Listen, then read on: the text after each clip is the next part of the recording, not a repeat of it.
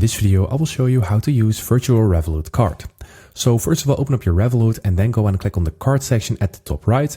And then from here, you need to select the card that you want to use. And if you don't have a card yet, then you simply need to click on Add New and then you can easily create a card. And if you do not know how to do that, then you can watch my other video on where I explain this.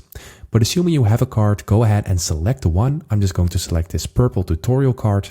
In order to use this card, we can do a couple of things. First of all, we can add this card to our Apple Wallet or Google Pay. You just need to click on this at the bottom and then you can go through the setup process. And this way you can use your Google Pay or Apple Pay to pay with this tutorial card.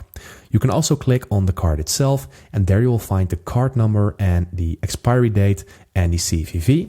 So if you want to make credit card transactions, you can just fill in these details.